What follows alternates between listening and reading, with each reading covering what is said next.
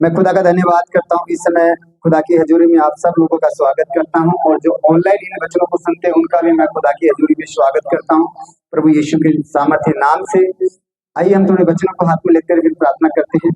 खुदावन प्रभु यीशु, हम तेरा धन्यवाद करते हैं पिता, जितने भी वचन प्रभु आज हम तेरी आत्मा के द्वारा यहाँ पर सुनते हैं या प्रचार करते हैं पिता, तेरा आत्मा प्रभु हम सबकी अगुवाई करे यीशु के सामर्थ्य नाम से पिता। और तेरी आत्मा के द्वारा प्रभु हम चले और तेरा आत्मा प्रभु हमें एक सत्य मार्ग पर लेके चले पिता।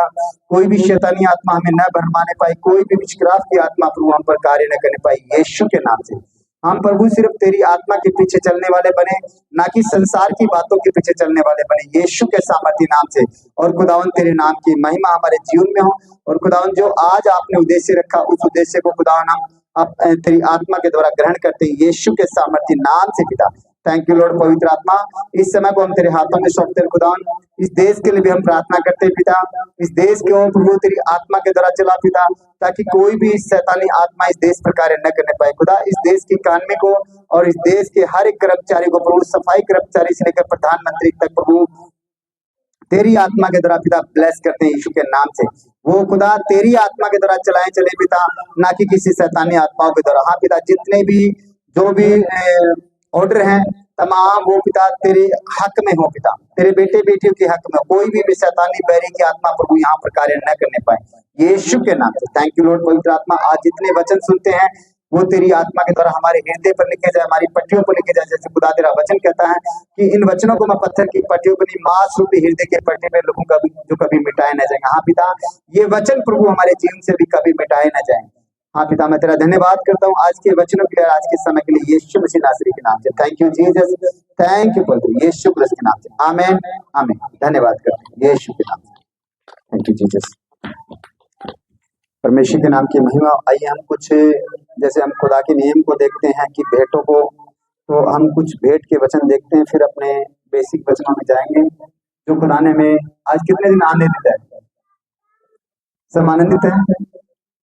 परमेश्वर का धन्यवाद हो, परमेश्वर के नाम की महिमा। नीति वचन 11 और अध्याय 24 और 25 को हम देखते हैं। यहाँ पर कहता है, ऐसे हैं जो छितरा देते हैं तो भी उनकी बढ़ती ही होती है, और ऐसे भी हैं जो यथार्थ से कम देते हैं और इससे उनकी घटी होती है। ठीक है, आज जैसे हम परमेश्वर के राज्य के लिए देखते हैं या हम अन्य जाति लोगों को देखते हैं, ऐसा नहीं कि आप लोगों ने कभी देखा नहीं है, किसी को दान देते हुए नहीं देखा है। जैसे आज ब्राह्मण है, अन्य जाति लोग हैं, जितने भी लोग हैं दान पुण्य करते हैं। जैसे कोई कंबल देता है, कोई कुछ देता है, कोई खाने को देता है। क्यों देते हैं वो लोग? उसका उदाहरण क्या उसके पीछे? क्योंकि वो जितना बोएंगे परमेश्वर के राज्य में उतना वो काटेंगे। आज जैसे वो किसके पास बोते हैं? जैसे आज अगर वो किसी की जरूरत पूरी करें तो परमेश्वर की जरूरतों को पूरे कर रहे हैं। ठीक है, क्योंकि वो उनकी संतान है। तो इसीलिए जब वो देते हैं तो जितना वो बोते हैं उनसे ज्यादा वो काटते हैं। आज किसी भी ब्राह्मण को या मतलब किसी सेठ को देखते हैं तो वो क्या करते हैं? वो इसीलिए बोते हैं ताकि हम बढ़कर काट पाए। ठीक है, आगे जैसे जो कम बोते हैं, क्या कहता है? जैसे कम बोते हैं वो कम काटेंगे।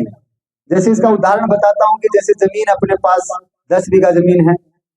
अगर 10 बीघा जमीन के हिसाब से अगर बीज डालते तो क्या उस 10 बीघा जमीन के हिसाब से फल काटेंगे? अगर वो 10 बीघा जमीन है और उसमें हम क्या करेंगे, सिर्फ हम 1 बीघा जितना बीज डालेंगे तो क्या होगा? वो 1 बीघा जितना बीज ही हम फल को काट पाएंगे।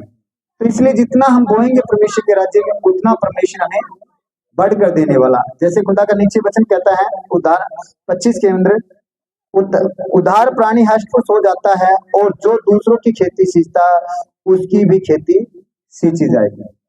मतलब जो दूसरों की खेती सींचता है आज उसकी भी खेती। जैसे आज आप लोग क्यों बचाए गए? कैसे बचाए गए आप? क्या आपको बचाने के लिए आपने धन खर्च किया था? नहीं, आपके द्वारा आपको बचाने के लिए किसी दूसरे का धन लगा था।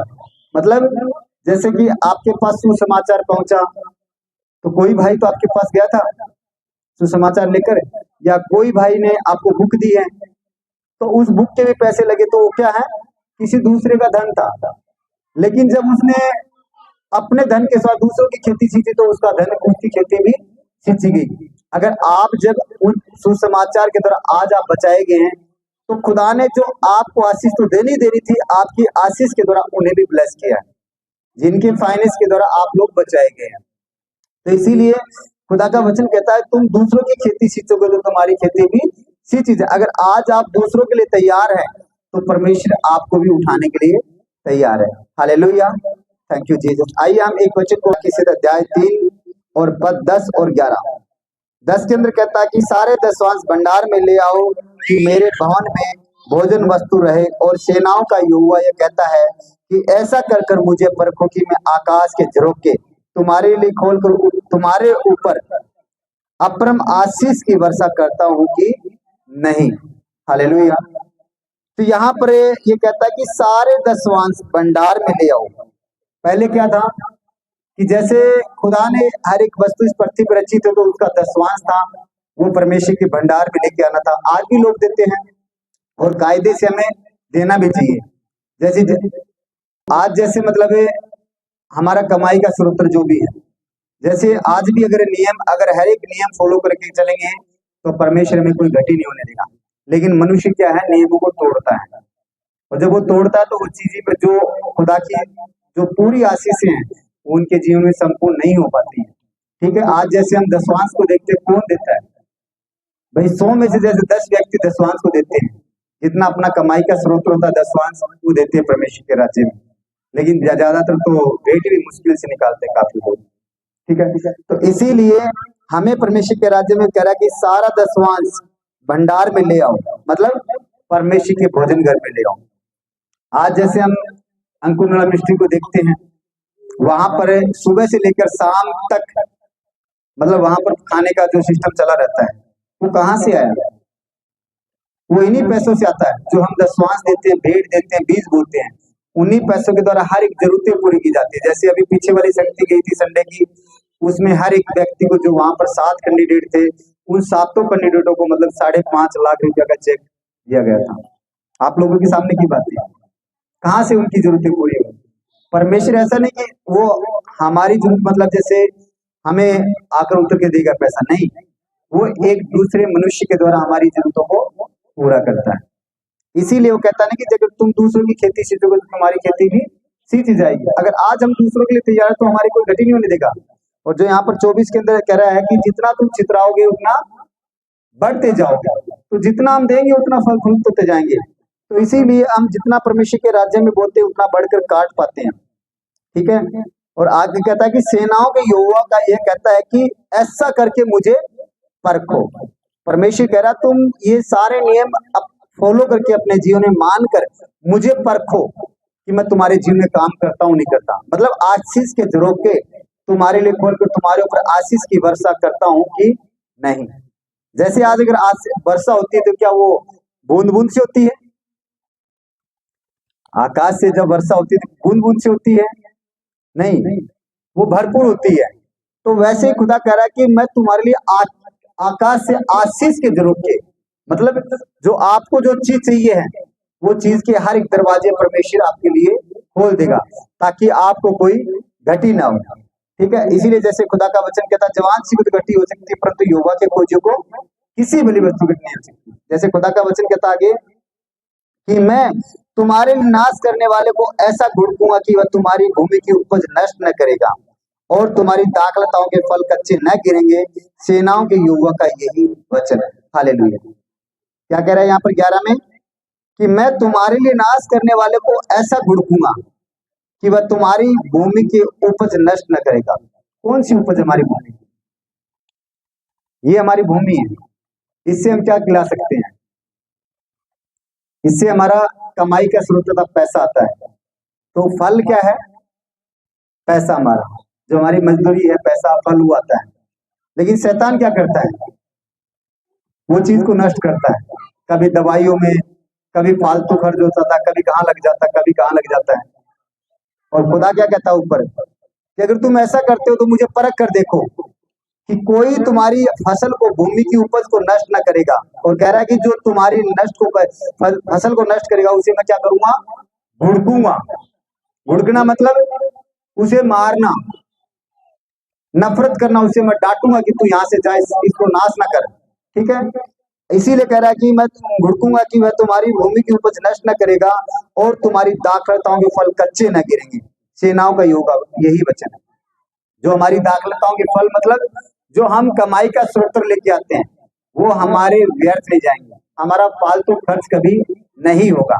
तो इसीलिए हमें परमेश्वर के राज्य में आत्मा और सच्चाई से जो हमें आता है वो बोना है, ठीक है। जैसे परमात्मा परमेश्वर की आत्मा में कहती है तो वो चीज आपको करनी है, उससे हमें पीछे नहीं हटना है। आइए हम जो भी हम आत्मा सच्चाई से परमेश्वर के राज्य में जो भेंट होना चाहते हैं उसे हाथ में लीजिए। हम प्रार्थना करते हैं यीशु के सामर्थ्य नाम से। हालेलुया। सर्वशक्तिमान पिता खुदावन प्रभु यीशु में पिता तेरा धन्यवाद करते हैं पिता इस समय के लिए प्रभु, जो भी हम भाई बहनों ने प्रभु तेरे आत्मा के सामर्थ्य अनुग्रह के द्वारा प्रभु जो भेंट देने के लिए प्रभु हमने हाथ बढ़ाए हैं पिता तेरे राज्य में, इस भेंट को प्रभु तेरे राज्य में स्वीकार करना ताकि पिता तेरे नाम की महिमा हो और तेरे नाम की जय जयकार हो यीशु के सामर्थ्य नाम से। पिता तू दया करने वाला परमेश्वर है और अनुग्रहकारी करने वाला परमेश्वर, तेरी आत्मा के द्वारा प्रभु हम सब पर दया हो पिता। हाँ पिता तेरा वचन कहता है ना कुड़कुड़ से, ना दबाव से, ना किसी प्रेशर से, हर्ष और आनंद से बोने वाले से परमेश्वर तू पसंद रहता है। हाँ पिता जो भी प्रभु इस समय हम आनंद और हर्ष से बोल रहे हैं पिता तेरे राज्य में स्वीकार करना पिता, और इस भेंट को प्रभु जो आत्मा सच्चाई से हम बोल रहे तेरे राज्य में ग्रहण करना पिता, और इस भेंट के द्वारा तेरे राज्य तेरी सामर्थ्य और अनुग्रह के द्वारा हम हजारों गुना फल को वापस काटने पाए, क्योंकि खुदा तू अपने आप पे कर्ज रखने वाला नहीं, तू बढ़कर देने वाला परमेश्वर है पिता। जिस प्रकार से भी प्रभु हम आत्मा सच्चाई से बोल रहे हैं पिता, हजारों गुना बढ़कर प्रभु इस बीज को, इस भेंट को हम काट पाए यीशु के नाम से पिता। मैं खुदा तेरा धन्यवाद करता हूँ इस भेंट को प्रभु तेरे राज्य के लिए पिता, तेरे बेटे बेटे के लिए इस्तेमाल करना पिता, ताकि तेरे नाम की महिमा हो। जैसे भी प्रभु हम किसी भवन के इस्तेमाल में भी लेते हैं काम, तो प्रभु तेरे नाम की महिमा हो इस भेंट के द्वारा यीशु के नाम से। Thank you Lord. पवित्र आत्मा इस भेंट को आत्मा सच्चाई से जो बोए गए हैं ग्रहण करना यीशु के नाम से। Thank you Lord, thank you Jesus. पवित्र आत्मा इनके हाथों को ब्लेस करता हूँ, इनके कारोबार को ब्लेस करता हूँ, इनके खतों में हजारों गुना बढ़कर बढ़ोतरी को बोलता हूँ यीशु के नाम से। Thank you Lord, thank you पुत्र यीशु के नाम से। आमीन आमीन। धन्यवाद Yeshu, thank you Jesus.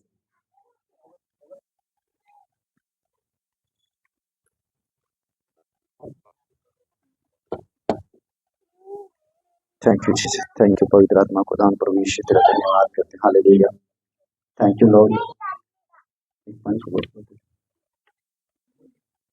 Hallelujah, thank you Jesus, thank you Jesus, thank you Lord. पवित्र आत्मा खुदा प्रभु यीशु तेरा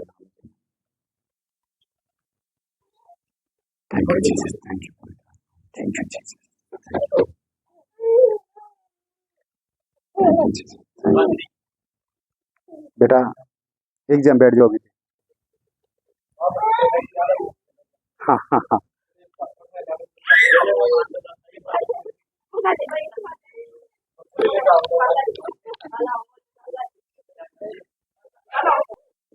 थैंक यू लॉर्ड। पवित्र आत्मा खुदा तेरा धन्यवाद करते हैं यीशु के नाम से। Thank you Jesus.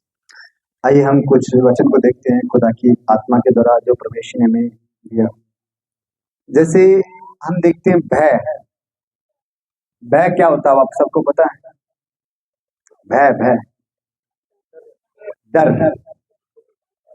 तो डर ये कई प्रकार का होता है, ऐसा नहीं कि, और ऐसा नहीं कोई भी इस पृथ्वी पर ऐसा मनुष्य भी नहीं उसके अंदर डर नहीं है।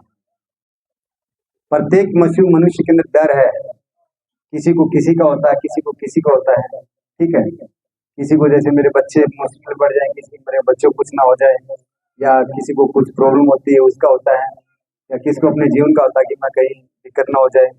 आप उनकी तरफ में देखिए, आप सुनिए आज, ठीक है। परमेश्वर का धन्यवाद हो, उसने आपके लिए अगुवाई की, ठीक है। तो आपको ये चीज सोचनी है, मैं आपके लिए नहीं सभी के लिए बता रहा हूँ, लेकिन खुदा ने मुझे तो दिया, मैं बता रहा हूँ आपको, आपसे लिए तो मजाक कर रहा हूँ। तो भय है वो हम सब के अंदर है, ऐसा कोई व्यक्ति नहीं कि इस पृथ्वी में जिसके अंदर भय नहीं है। लेकिन हम क्या करते हैं, जहां हमें उस चीज को मानना चाहिए उस चीज को सही रीति से नहीं मान रहे। हमें डर भय एक हमारे शरीर के द्वारा ही है, लेकिन हम जो सृष्टिकर्ता परमेश्वर है उसका भय नहीं रखते, उसका डर नहीं रखते। हमारे अंदर शरीर के अंदर तो है कि मैं मर जाऊंगा, मेरे को फलाना काम हो जाएगा, टिकड़ा काम हो जाएगा, वो फलाना मेरा वहां पर हो गया। तो ये हम बाइक चला रहे तो अरे कहीं मैं एक्सीडेंट ना हो जाऊं, तो ये काफी से भय आते हैं हमारे अंदर। लेकिन हम लोग क्या है, उस खुदा का भय नहीं रखते, क्योंकि जब उस खुदा का भय रखते तो वो क्या करता है, उसका भय हमारे लिए प्रेम है, उसका भय हमारे लिए प्रेम है। क्योंकि जैसे हम डरते हैं ना, वैसे ही हम जब परमेश्वर के सामने डरते कांपते जाते हैं तो क्या करता है, हमें वो मुसीबतों से हमें बचाता है। तो इसीलिए हम कुछ आज वचन देखेंगे, जैसे परमेश्वर का भय मानना जीवन पर कैसे प्रभाव डालता है। इसका अर्थ है कि परमेश्वर के प्रति आदर, श्रद्धा और उसकी पवित्रता शक्ति को पहचानना, जो हमें सही मार्ग पर चलती है और बुद्धि से परिपूर्ण करती है। ठीक है, हमें वो हर एक समय अच्छी बुद्धि, अच्छे मार्ग पर लेके चलता है। जैसे आज टीचर को देखते हैं, अब जब बच्चे स्कूल मास्टर जब पढ़ाता है बच्चों को, तो बच्चे कैसे कैसे डरते हैं टीचर से। पता है कि ये हमें छड़ी लेकर अभी पीटेगा। क्यों? वो मास्टर क्या चाहता है? क्या वो ऐसा चाहता कि उनको पीटता रहूं मैं? नहीं, वो उनके भविष्य के लिए चाहता कि इनका भविष्य अच्छा बने, क्योंकि वो आपसे प्रेम करता है। तो इसी प्रकार से परमेश्वर भी हमसे प्रेम रखता है, वो हमें कभी ताड़ना नहीं देता है। वो दया करने वाला परमेश्वर है, करुणामयी परमेश्वर है और बड़ा अनुग्रहकारी परमेश्वर है वो। ठीक है, लेकिन भय इसलिए हमें रखना है ताकि उसके हाथ के नीचे हम रहे, उससे भय खाएं तो हमें हर एक समय वो हमें बचा सके। अगर उसका भय हमारे पास नहीं होगा तो हम उससे नहीं डरेंगे और वो फिर हमें नहीं बचा पाएगा। तो इसीलिए हमें उसके हाथ के नीचे रहना है। जैसे उसके हाथ के हम नीचे रहते हैं तो क्या करते हैं, हम अनंत जीवन को प्राप्त करते हैं, आदर, सम्मान, समृद्धि, ठीक है, बुद्धि, ये हर एक चीजें उसके द्वारा हम पाते हैं। तो इसीलिए आइए हम कुछ वचन को देखते हैं। नीति वचन 9 और अध्याय 9 और पद 10 को हम देखते हैं, page number 776। Thank you Lord, thank you Jesus. ये जैसे जैसे मैं खुदा ने मुझे दिए वैसे वैसे मैं क्या नोट करता गया, प्रभु मुझे बताते जाओ, अब मैं लिखता जाऊंगा। तो वही आप लोगों को भी करना है। जब परमेश्वर आपको अगुवाई करता है तो आपको पेन और कॉपी लेके बैठ जाना और परमेश्वर जो कहता है वो लिखते जाओ। ठीक है, आइए हम देखते हैं जैसे नीति वचन अध्याय 9 और पद 10 से और 12 तक देखते हैं। यहाँ पर 10 में कहता है, 9 में 10 में कहता है कि यहोवा का भय मानना बुद्धि का आरंभ है और परम पवित्र ईश्वर को जानना ही समझ है। क्या कह रहे हैं यहाँ पर कि यहोवा का भय मानना बुद्धि का आरंभ है, जो हमारी सोच और बुद्धि है उसका आरंभ है। पेज नंबर जैसे 776। ठीक है, आगे कहता है कि और परम पवित्र ईश्वर को जानना ही समझ है। तो हमारी बुद्धि और समझ क्या है? परमेश्वर है। अगर हम आज इस संसार के अंदर उसकी समझ और उस बुद्धि के द्वारा चलेंगे तो हम क्या करेंगे? जीवन को पाते हैं, कभी भी हम हानि में नहीं जाते हैं। आगे कहता 11 के अंदर, मेरे द्वारा तो तेरी आयु बढ़ेगी और तेरे जीवन के वर्ष अधिक होंगे। हालेलुया। क्या कह रहा है? मेरे द्वारा तो तेरी आयु बढ़ेगी और तेरे जीवन के वर्ष अधिक होंगे।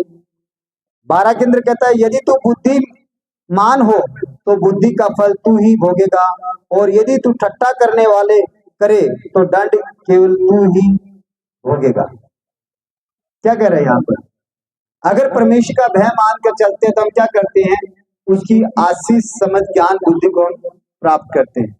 अगर उसकी बातों का ठट्ठा करते, उसके वचन को ठट्ठा करते, उड़ाते हम, तो हम क्या करें? दंड के भागी भी हम ही बनते हैं। तो इसीलिए हमें अपने जीवन को परमेश्वर के भय के द्वारा चलना है। जैसे हम आदम को देखते हैं, आदम और हव्वा क्या थी? वो परमेश्वर की प्रजा थी, लेकिन जब उन्होंने, खुदा ने उसे बगीचे में रखा था, आदम की वाटिका में रखा था, तो वहां पर क्या हुआ? ऐसा नहीं कि वो उसी दिन शैतान आया था, भरमाया था। काफी वर्षों बीत चुके थे आदम की वाटी में रखे हुए उसको, लेकिन जैसे जैसे समय बढ़ता गया, निकलता गया, वो भय शैतान उनके मनों में बाढ़ डालता गया और वो क्या हुआ? परमेश्वर का भय मानना उन्होंने छोड़ दिया।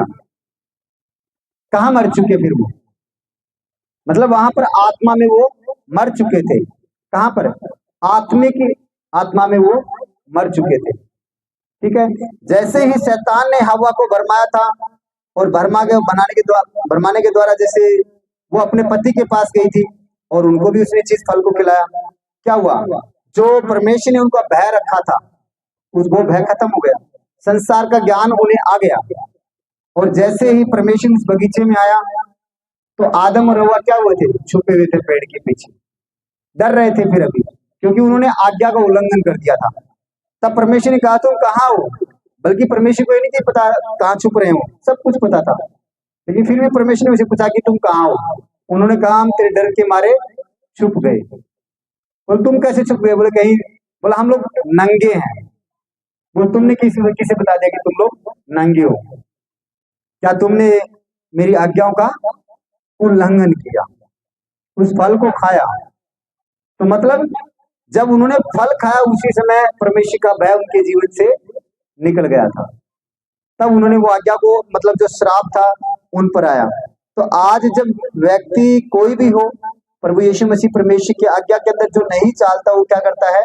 उस दंड को प्राप्त करता है। और उस भय को अगर नहीं रखता तो क्या करता है? मृत्यु की तरफ दौड़ता है। तो हमें अपने जीवन को अगर एक सही दिशा लेके चलना है, परमेश्वर के आनंद में लेके चलना है, तो हमें परमेश्वर का भय रखना है। जैसे हम परमेश्वर का भय तो को मानना, क्योंकि उनका स्वभाव अच्छा है वह हमें मालूम है।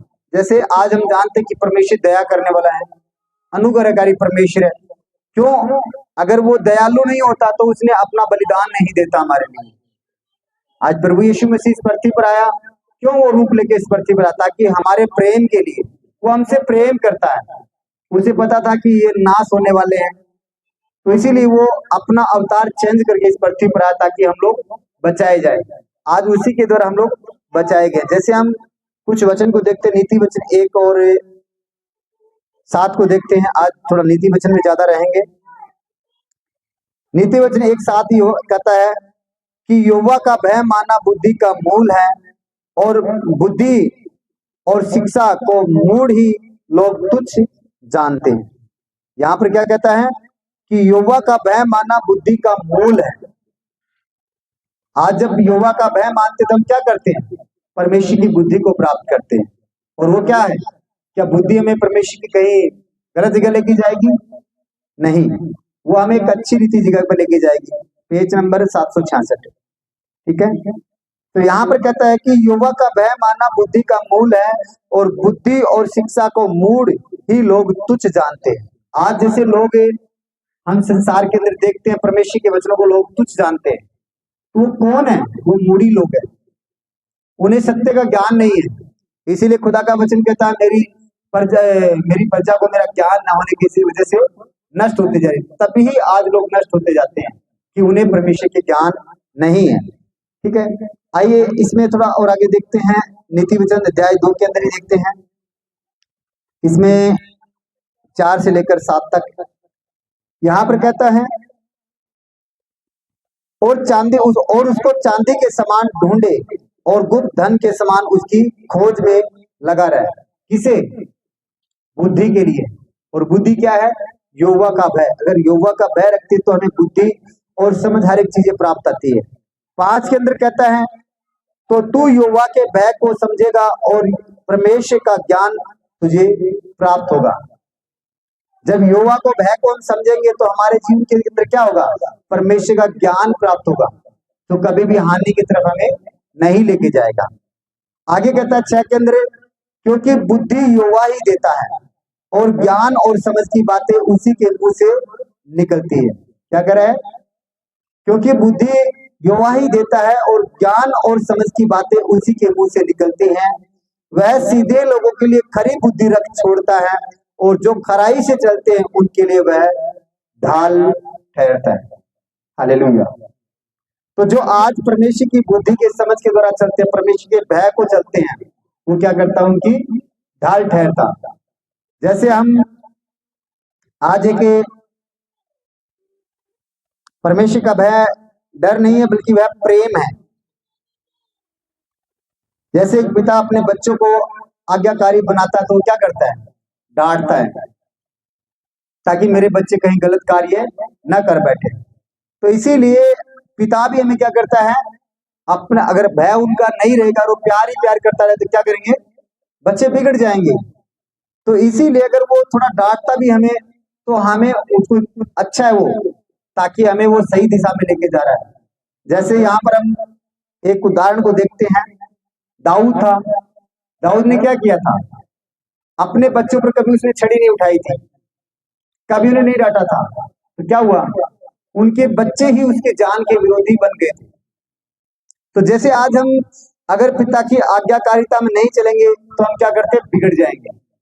तो इसीलिए परमेश्वर का भय हमारे अंदर होना जरूरी है, ताकि हम परमेश्वर के द्वारा, उसके भय के द्वारा हम तमाम शैतानी आत्माओं से बचे रहें और एक सही दिशा पकड़ पाए। आगे कहता है, वह हमें हमसे प्रेम कर रखता है। जैसे कि हम एक उदाहरण और बता रहा हूँ, जैसे आज हम बाइक लेके जाते हैं, पुलिस वाले को जब अगर कुछ हेलमेट वगैरह कुछ नहीं था, क्यों रुक जाते हैं, क्या डर आता है, क्या चीज का डर आता है कि चालान करेगा। और वो क्यों रोकते हैं हमें, वो चालान क्यों रखा है, सेफ्टी के लिए, ताकि इस चालान को देखकर आप दोबारा गलती ना करें। और गलती नहीं करेंगे तो मतलब जो हानि होने वाली आपके जीवन को, उससे आप बचेंगे। मतलब वो आपसे प्रेम करते हैं। आज पुलिस वाले हैं, वो इसलिए नहीं बैठे कि वहां पर जैसे मतलब कि वो आपको डांटने के लिए बैठे, आपको मारने के लिए बैठे, नहीं। अगर आप गलती कर रहे हैं, उस गलती से आपको अवगत करा देंगे, तूने ये गलती की है, आगे से गलती मत कर, क्योंकि इसमें तेरी जान का क्या है, खतरा है। तो इसीलिए वो हमारी सेफ्टी के लिए है, ताकि हमें वो एक नए जीवन की दिशा की तरफ ले जाएं, ताकि हम कोई गलती ना करें, हमारे जीवन में कोई हानि ना हो। तो इसीलिए वो हमसे प्रेम, वैसे ही परमेश्वर भी हमसे प्रेम रखता है, ताकि हम आगे को कहीं गलत रास्ते पे ना जाएं और कोई मृत्यु हमारा पीछा ना कर ले। इसीलिए हमें हर एक मनुष्य के जीवन में, और हर किसी को कोई, लेकिन कलीसिया में परमेश्वर का भय नहीं है। हर एक मनुष्य के जीवन में आज हम देखते हैं डर भय है। बाहर वाले लोगों को मृत्यु का डर है, कभी किसी को डर है, कभी किसी को डर है, कभी परीक्षाओं का डर है, ठीक है। लेकिन कलीसियाओं में क्या देखते हैं, ऐसे बहुत से लोग हैं जो परमेश्वर का भय भी नहीं मानते। जाने तो कोई दिक्कत नहीं है, हम आज नहीं करेंगे परमेश्वर का धन्यवाद हो। और परमेश्वर का वचन कहता है, जो मेरे हल की तरफ हाथ रखकर अगर पीछे की तरफ करेगा तो वो मेरे योग्य नहीं है। परमेश्वर से नाकार रहा बिल्कुल, ठीक है। तो आज हम उससे डरते नहीं है। तो इसीलिए हमें उनका भय रखना, ताकि हमारे जीवन में कोई भी मुसीबत ना आए, क्योंकि परमेश्वर दयालु है, सहनशीलता, लेकिन वह हमसे हमारे पर प्रकोप भी करता है। अगर बार बार उसकी आज्ञाओं को हम नाकार रहे हैं, ठीक है, तो हमें प्रकोप भी करता है, ताकि हमें क्या, जिस प्रकार से हम देखते हैं ऐसे बहुत से लोग, जैसे साउल था, ऐसे पुराने नियम के अंदर देखते हैं बहुत से लोग थे जो परमेश्वर की आज्ञाओं को उल्लंघन करते। क्या किया उन्होंने, अपने जीवन को प्राप्त ही नहीं किया। कोई भी 4 साल में चला गया, कोई 10 साल में चला गया, कोई 15, 20, 30, ऐसे ऐसे खत्म होते गए। किसने क्या प्राप्त किया। तो आज जब हम योगा भय नहीं मानते हैं, तो हमारे जीवन में मुसीबतें आती है और हम क्या करते हैं, अपने जीवन का नष्ट कर लेते हैं। इसीलिए जैसे हम नूह को देखते हैं, जो नूह था वो क्या था, एक परमेश्वर का आज्ञाकारी सेवक था। तो जैसे जैसे उसे परमेश्वर गाइड करता गया, वो भय मानता गया। तो जिस दिन परमेश्वर ने उसके कहा कि नूह, मैं फलाने दिन इस पृथ्वी पर बारिश करूंगा और इस पृथ्वी का नाश करूंगा, तो उसने क्या किया, परमेश्वर की आज्ञाओं को फॉलो करके क्या किया, जो किस्ती थी उस किस्ती को बनाया, ठीक है। लेकिन जो बाकी को, जो गांव के नगर के लोग थे, उन्होंने क्या किया, ये नूह तो पागल हो गया, ये इतनी बड़ी किस्ती बना रहा है, अब इतनी बड़ी बाढ़ आएगी, ये पागल हो गए, तो छोड़ो इसको, तो छोड़ो छोड़ो।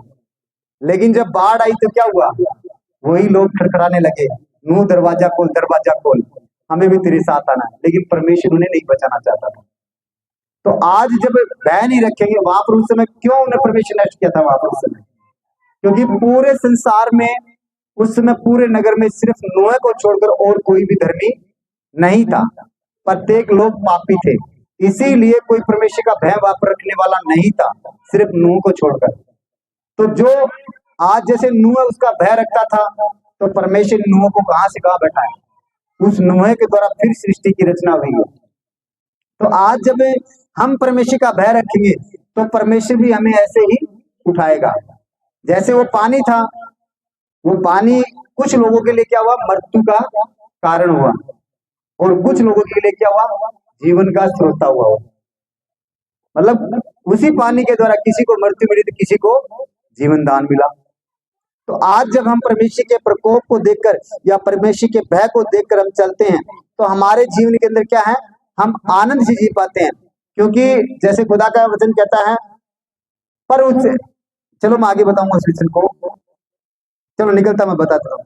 आज परमेश्वर का वचन कहता है, पर उससे मत डर जो शरीर को नाश कर सकता है, पर उससे डर जो आत्मा और शरीर दोनों को नाश कर सकता है। तो हमें डरना चाहिए। जैसे मत्ती अध्याय 10 के 28 के अंदर ये वचन है, मत्ती अध्याय 10:28 के अंदर ये वचन है, नोट कर लेना आपको। पर हमें परमेश्वर से डरना चाहिए, शैतान से नहीं डरना चाहिए, क्योंकि उसका भय हमारे अंदर होना चाहिए कि परमेश्वर एक जीवित है और वो सुनने वाला हर एक बातें हमारी। मत्ती 10 अध्याय 10 पद 28 के अंदर ये वचन जो मैंने आपको कहा अभी इसमें, ठीक है। तो हमें परमेश्वर का भय हमारे अंदर रखना है। जैसे हम देखते हैं कि जब आप परमेश्वर का भय रखते हैं तो वह आपको सिद्ध करेगा और वह सामर्थ्य से भर देगा। हालेलुया। मनुष्य का भय खाना क्या करता है, फंदा लेके आता। मनुष्य का भय खाना क्या है, आज हम मनुष्य का तो भय रखते हैं, लेकिन जिस सृष्टिकर्ता ने ये पृथ्वी रची है, हर एक चीजें इस पृथ्वी पर रची गई है, उसका भय हम नहीं रखते हैं। आज एक मनुष्य का भय रखते तो क्या करते हैं, जैसे वचन का कुछ बातें कह रही हैं, मनुष्य का भय खाना फंदा हो जाता है, लेकिन परमेश्वर का भय रखना वह हमारे लिए क्या करता है, जीवन का स्रोता होता है। आइए हम नीति वचन 29 के और 25 को देखते हैं, पेज नंबर 800। नीति वचन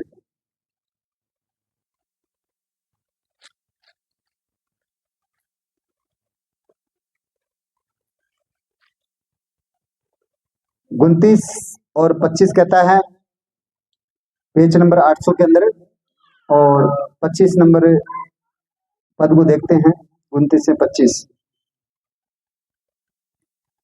यहाँ पर कहता है कि मनुष्य का भय खाना फंदा हो जाता है, परंतु जो यहोवा पर भरोसा रखता है उसका स्थान ऊंचा किया जाता है। जो परमेश्वर पर भय रखता है, भरोसा रखता है, उसका स्थान क्या किया जाता है, ऊंचा किया जाता है। जैसे हम देखते हैं, आज यूसुफ को देखते हैं। यूसुफ था, याकूब के कितने बच्चे थे, बताइए आप, कितने बच्चे थे याकूब के?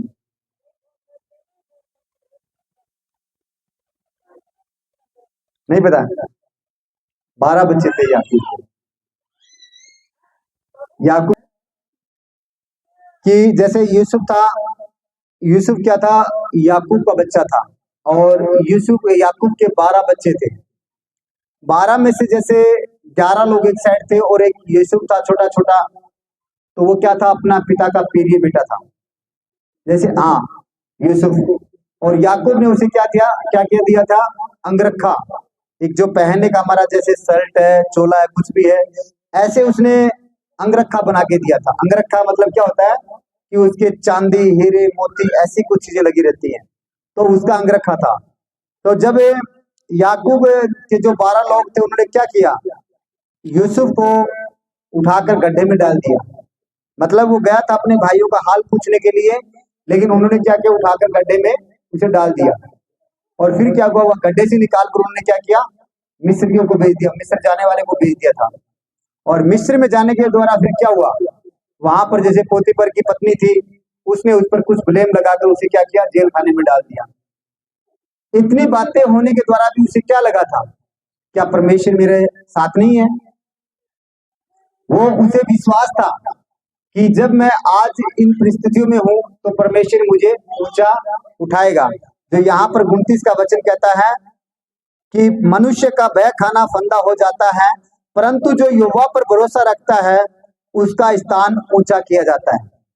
तो उसने क्या किया था, पल पल परमेश्वर पर वो भरोसा रखता था कि मुझे बचाने वाला परमेश्वर है, मुझे उठाने वाला परमेश्वर, हर एक क्षेत्र में परमेश्वर मुझे बचाएगा। तो उसे परमेश्वर पर विश्वास था, तो वो एक ही चीज पर अड़ा था, परमेश्वर। और फिर क्या हुआ, वही उसी राज्य का उसे परमेश्वर ने क्या किया, मंत्री, प्रधानमंत्री बना दिया, यूसुफ को। तो आज जब हम परमेश्वर के भय को रखते हैं, उस पर भरोसा रखकर चलते हैं, तो हमारे जीवन के अंदर प्रत्येक चीजें जो हमें आवश्यकता है वो चीजें हमें जुटाता है। तो हमें वो विश्वास करना कि प्रभु तो हमारे साथ है, उसका हर एक समय छोटी छोटी बातों पर भय रखना, कहीं मैं गलत तो नहीं कर रहा, कहीं मेरा जीवन गलत दिशा में तो नहीं जा रहा, कहीं मुझसे कोई पाप तो नहीं हुआ। जैसे अयुब था, अयुब भी विश्वासी था परमेश्वर का, लेकिन वो परमेश्वर का बहुत अधिक भय रखता था। अपने बच्चों के लिए वो हर एक के हफ्ते बलिदान देता था। क्या करता था, हर हफ्ते बलिदान देता था, कहीं मेरे बच्चों ने पाप तो नहीं किया, परमेश्वर के प्रति पाप तो नहीं किया, परमेश्वर के भय को दूर तो नहीं कर दिया है। इसीलिए किस चीज के बलिदान देता था, ताकि उन पर पाप बलिदान काम ना करे।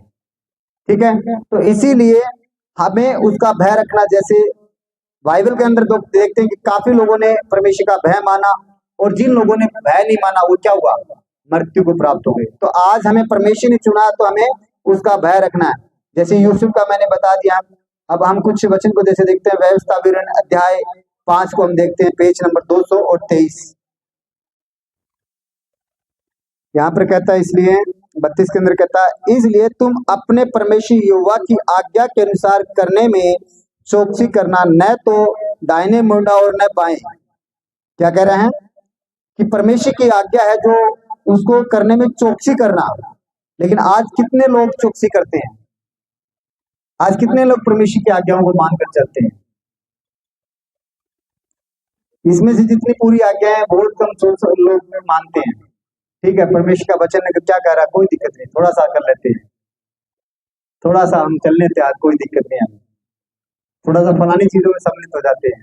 नहीं, खुदा ने कहा है, जैसे एक जगह खुदा ने कहा था कि तू उनके नाम भी मत लेना, अपने मुंह से उनके नाम भी मत लेना, अपनी बेटियां उसे देना देना, ना उससे अपनी बेटियां लेना। लेकिन आज हम लोग इतने बड़े कार्य कर लेते हैं कि फिर मुसीबत आती है तब क्या करते हैं, प्रभु की प्रार्थना करो, पास्टर जी प्रार्थना कीजिए हमारी। लेकिन हम क्या करते हैं, मुसीबत हम स्वयं पालते हैं। तो इसीलिए हमें परमेश्वर की आज्ञाओं का अनुसार हमें भय रखना और उनकी चौकसी माननी, चौकसी के द्वारा उसकी आज्ञा में चलना है। आगे कहता है 33 के अंदर, जिस मार्ग पर चलने की आज्ञा तुम्हारे परमेश्वर यहोवा ने तुमको दी है, उस सारे मार्ग पर चलते रहो कि तुम जीवित रहो। क्या कह रहे हैं कि तुम जीवित रहो और तुम्हारा भला हो, और जिस देश में तुम्हें अधिकारी होंगे उसमें तुम बहुत दिनों के लिए बने रहो। हालेलुया। तो यहाँ पर परमेश्वर बार बार कह रहा है कि जब हम परमेश्वर की आज्ञाओं को सही रीति से फॉलो करके चलते हैं, हम क्या करते हैं, जीवित रहते हैं बहुत दिनों तक। और जिस परमेश्वर ने हमें जिस योजना के लिए चुना है, उस योजना में हमें वो पहुंचा कर क्या करता है, हमें बहुत दिन तक बनाए रखता है। जैसे इजरायली लोग थे, इजरायली लोगों ने क्या किया था, परमेश्वर की आज्ञाओं का उल्लंघन करके क्या किया, उनमें से जितने वहां से मिस्र से निकले थे, उनमें से एक भी व्यक्ति, सिर्फ मूसा को यीशु को छोड़कर कोई नहीं गया था। यीशु ही था केवल अकेला कनान देश के अंदर जाने वाला। बाकी जितने मिस्र से निकले थे, कितने निकले थे, करीबन 7.5 लाख लोग थे। वो उस समय निकले थे मिस्र से, 7.5 लाख लोग निकले थे। लेकिन 7.5 लाख लोगों में से एक भी लोग वहां पर मिस्र में नहीं गया। क्यों नहीं गया, क्योंकि उन्होंने आज्ञा उल्लंघन की थी। जैसे जैसे आज्ञा उल्लंघन करते गए मरते गए। हाँ, लेकिन उस 40 वर्षों के अंदर क्या हुआ, जो उनके बच्चे जन्मे थे वो बच्चे कनान देश में गए थे। तो आज जब हम परमेश्वर की आज्ञाओं का उल्लंघन करते हैं तो हमारे जीवन के अंदर क्या आती है, मृत्यु आती है, और हम हर एक श्राप को अपने ऊपर लेते हैं। ठीक है, तो इसीलिए हमें परमेश्वर का भय रखना कि परमेश्वर कैसा बड़ा दयालु भी है और उपरोपकारी भी है। ठीक है, आगे हम कुछ वचन को देखते हैं, अध्याय इसी में 6 में 10 से लेकर 15 तक हम इसे देखते हैं। आज्ञा उल्लंघन के विरुद्ध चेतावनी, अध्याय 6 और पद 10 से। जब तेरा यहोवा जब तेरा यहोवा तुझे उस देश में पहुंचाए जिसके विषय में उसने अब्राहम, इसहाक और याकूब नामक तेरे पूर्वजों से तुझे देने की शपथ खाई, और जब वह तुझको बड़े बड़े और अच्छे नगर में जो तूने नहीं बनाया है, और अच्छे अच्छे पदार्थों से भरे हुए घरों जो तूने नहीं भरे हैं, और खुदे हुए कुएं और तूने नहीं खोदे हैं, और दाख की वारियां, जैतून के वृक्ष जो तूने नहीं लगाए हैं, ये सब वस्तुएं जब वह दे तो और तू खाके तृप्त हो, तब सावधान रहना कि कहीं ऐसा न हो कि यहोवा को भूल जाए जो तुझे दासों के घर अर्थात मिस्र देश से निकाल ले आया। हालेलुया। तो आज खुदा ने हमें इतनी चीजों के लिए ब्लेस किया, लेकिन आज हम मनुष्य के जीवन को देखते हैं। मनुष्य प्रभु उनके जीवन में काम करता है, लेकिन फिर क्या करते हैं, भूल जाते हैं। अगर एक कोई छोटा सा परिस्थिति आ गई, नहीं भी परमेश्वर को छोड़ दो, परमेश्वर ने मेरे जीवन में काम नहीं किया, तो वहां पर क्या कर रहे हैं हम, परमेश्वर की आज्ञाओं का लेकिन परमेश्वर ने इतनी चीजों का वादा किया हमारे साथ देने का। 13 के अंदर कहता है कि अपने परमेश्वर यहोवा का भय मानना, उसकी सेवा करना और उसी के नाम की शब्द खाना। 14 के अंदर कहता है तुम पराये देवताओं के अर्थात अपने चारों ओर के देशों के लोगों के देवताओं के पीछे ना हो लेना, क्योंकि तेरा परमेश्वर यहोवा जो तेरे बीच में जल उठने वाला ईश्वर है। कहीं ऐसा ना हो कि तेरे परमेश्वर यहोवा का क्रोध तुझ पर भड़के और वह तुझको पृथ्वी पर से नष्ट कर डाले। तो यहाँ पर खुदा ने साफ साफ कहा कि अगर तू परमेश्वर की आज्ञाओं का उल्लंघन करता है, अगर परमेश्वर का भय तू नहीं रखता है, तो क्या करेगा, वो पृथ्वी पर से मिटा डालेगा। ठीक है, जिस प्रकार से मैंने जल का नूह का उदाहरण दिया है, जब वो लोग पापी थे और वहां पर इतने व्यभिचार बच कि परमेश्वर का कोई उनके पास भय नहीं था, तो वहां पर क्या किया था परमेश्वर ने, पृथ्वी सब जलमग्न कर दी थी। हर एक प्राणियों को, हर एक जीव जंतु को, हर एक मनुष्य को उसने नष्ट कर दिया था। जितने नूह के साथ में उस किश्ती के अंदर थे वही लोग बचाए गए थे, बाकी सब नष्ट हो गए थे। जैसे आज जो इस पृथ्वी की सबसे ऊंची जगह कौन सी है, माउंट आबू सबसे ऊंची वही जगह है, तो उससे भी काफी ऊंचा पानी चला गया था उस समय, उससे भी काफी ऊंचा पानी चला गया था। जब पानी कम हुआ तो जो नूह की किश्ती थी उस पर्वत पर रुकी थी, सबसे ऊंचे पर्वत पर वहीं पर रुकी थी। तो आज देख लो, अगर हम आज परमेश्वर के विरुद्ध चलते हैं तो परमेश्वर हमारे जीवन में क्या करेगा। अगर वही पानी हमें जीवन देने वाला और वही पानी हमें नष्ट करने वाला, तो आज ये वचन हमें जीवन भी देने वाले हैं, और यही वचन अगर नहीं आज्ञा मान के चलेंगे तो हमें नष्ट भी करेंगे। जैसे खुदा के कुछ वचन को कलाम को देखते हैं, लेकिन जब हमारे अंदर परमेश्वर के भय खत्म हो जाता है तब नाश होने लगते हैं। जैसे हम इजरायलियों को, जैसे मैंने बता चुका हूँ। कुछ वचन को हम और देखते हैं। नीति वचन 14 पेज नंबर 782 वाले को दृढ़ भरोसा होना चाहिए और उसके पुत्रों को शरण स्थान मिलता है। क्या कहता है कि यहोवा का भय मानने वाले को दृढ़ भरोसा होना चाहिए कि मेरा परमेश्वर जीवित है और मैं जो कहूंगा वो मेरे जीवन में करेगा। ठीक है, आगे कहता है कि और उसके पुत्रों को शरण स्थान मिलता है। मतलब जो आज परमेश्वर की आत्मा का भय मानकर चलते हैं, परमेश्वर को अपना पिता मानकर चलते, तो उसे क्या करता है, शरण स्थान मिलता। 27 के अंदर कहता है कि यहोवा का भय मानना जीवन का स्रोत है और उसके द्वारा लोग मृत्यु के फंदों से बच जाते हैं। यहोवा का भय मानना क्या है, जीवन का स्रोत है और उसके द्वारा लोग मृत्यु के फंदे से बच जाते हैं।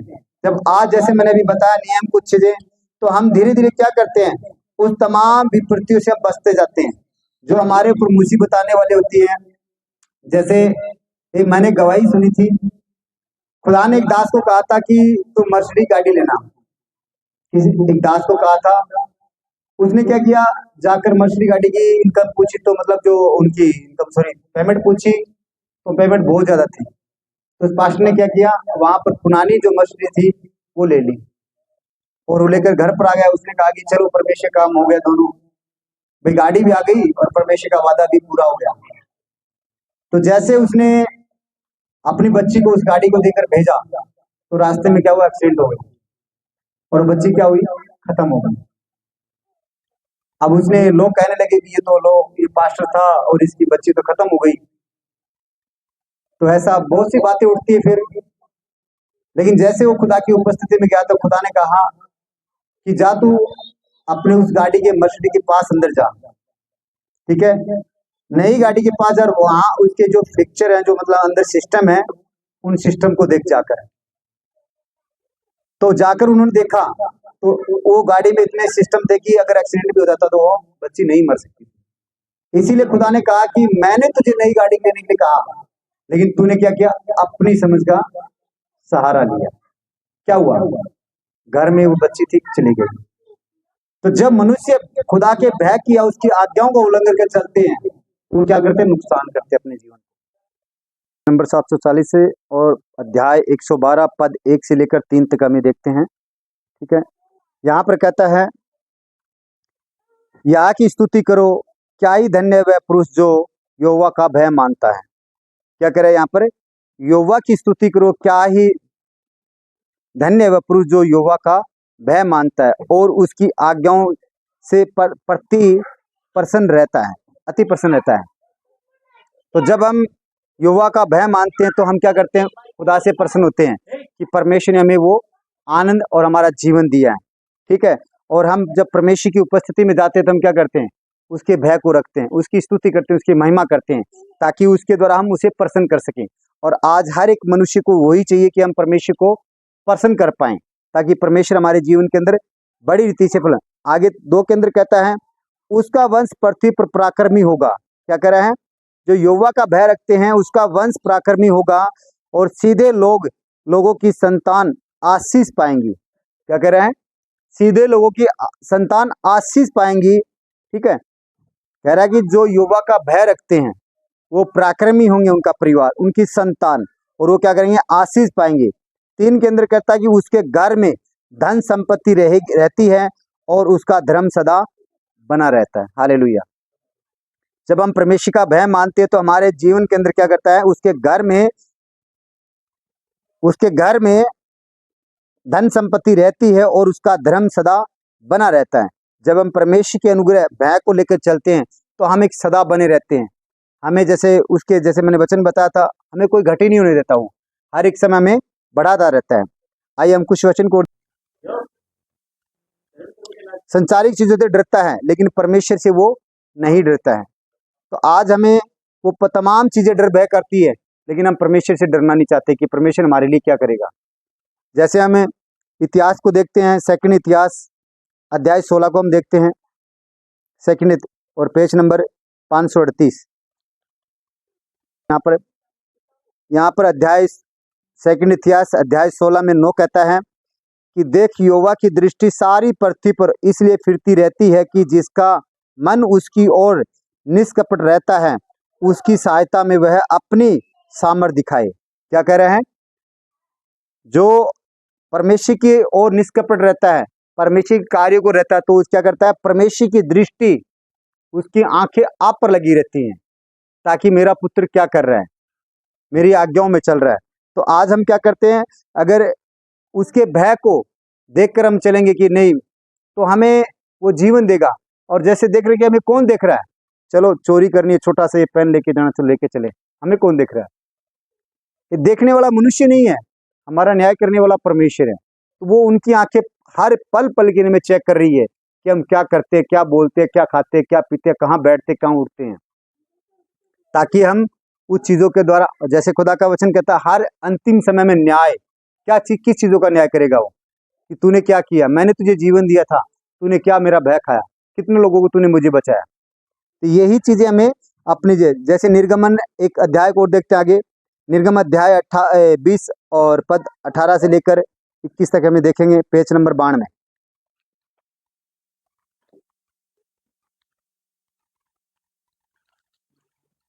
पेज नंबर 92, निर्गम अध्याय 20।